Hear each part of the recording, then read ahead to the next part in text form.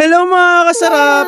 Isang mapagpalang araw po sa ating lahat. Tama nga po kayo mga kasarap, hindi pa rin po ako natulog. Pinil ko hindi matulog. Ang ating pong mga customer ngayon ay mga estudyante ng criminology. Maraming salamat sa pagpunta nyo rito at pagkain. Pagkatapos nun ay dumating yung delivery namin ng tubig. Ayan. Kasi wala kaming tubig, kagabi pa pala kami walang tubig. Shoutout nga pala sa'yo kuya! Na kumakaway dyan sa truck na nagtatanong kung kailan ni Ere at kung vlog daw ba to. Hindi kuya, ano to? Soko. Matibay ang nakalap na ebidensya ay matutunton ang salarin. Hindi nagsisinungaling ang ebidensya.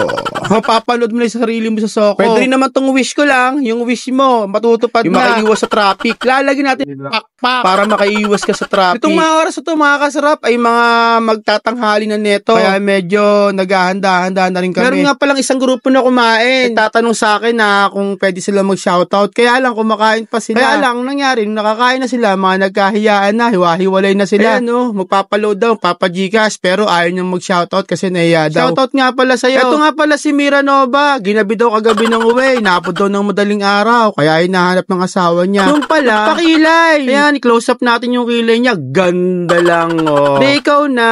At may pangalawang session pa daw yan. Malala natin. Oh, mga basher ni Mira Nova, labas na. Moving forward tayo, mga kasarap. Naubusan nga pala kami ng dishwashing liquid. Kaya pumunta ako dito sa suki ko para bumili ng dishwashing liquid. Binigyan nga pala niya ako ng pamasko. 3 Payless Canton, tsaka 3 Unipack. Maraming salamat ha. And then fast forward tayo, nakauwi na ako dahil nga magtatanghali na, may mga customer na tayo. Ang mga customer naman natin dito usually ay mga tracking. Ngayon, nagdadatingan na sila. May mga tracking na, tsaka may mga naka-single. So mga kasarap, tinignan ko yung parking kasi may naka-park dito. Yung kay Boss Ontong, shoutout sa'yo Boss Ontong, yung dalawang sasakyan niya ng beverage. At tinignan ko at medyo nagka-problema daw. Kailangan nilang weldingin. So nakisaksak sila sa atin. So pumayag naman tayo habang inaayos yung kanilang dapat ayusin na dapat i-welding. Kuya, galingan mo pagsampa ha para dumami ang motor ko. Dito sa kusina ay makikita nyo pa rin si Genggeng na naghuhugas ng pinggan at dahil siyang naka-assign doon. Pero kahit saan pumupunta si Genggeng, kahit maghugas ng baso, wala tayong problema kay Genggeng. So yan, diretso tayo sa counter. Dito sa counter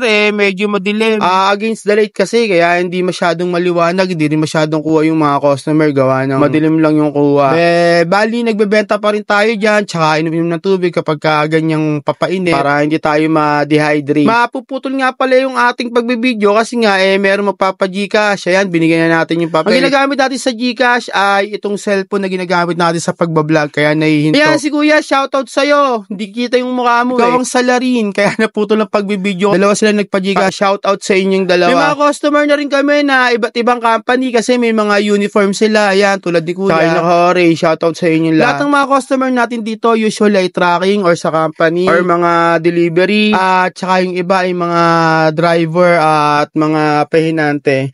Meron ding mga taga Lireyo, Adamya, Hatoria, Sapiro. Oh, teka, tayo na pala yun ha. Mali pala tayo. Sensya na. Na-carry the way lang. So, dire-diretso lang po tayo mga kasarap. Marami tayong mga customer ng mga oras na yan. Nilipat natin yung camera dito para kitang-kita ko, no? Diba? Liwanag. Bagets na bagets tayo dyan kahit na Magardo Versosa kasi wala pa tayong tulog. Try po natin hindi matulog ngayong maghapon para po mamayang gabi makatulog po tayo. Siguro po dahil nasanay tayo nung holiday season na nagpuya. Kaya eto, nahirapan naman tayo matulog ng maaga. Dire-diretso pa rin yung mga customer natin, mga kasarap. Maya-maya nga tinawag ako sa kusina at nagkaroon ng problema. Yung aming bukasan ng ilaw, kasama yung saksakan, nasira. Ayaw gumana. Kaya buti ka mo at nagkataon dumating si Consielbong. Pinayos natin kay Consielbong. Nirekta na niya. Shoutout nga pala kay Consibong ha. Maraming salamat. Para magamit natin. So, yung nag-welding na truck na nasa parking, lumipat muna kay Idol. Muna sila nakisaksak. Kasi nagkamali ng sinaksakan dito. Ang napagsaksakan ay hindi yung heavy duty, hindi siya sa main. Sa extension siya nagsaksak, kaya nagkaroon ng problema. Kasi lunch na yan mga kasarap, kaya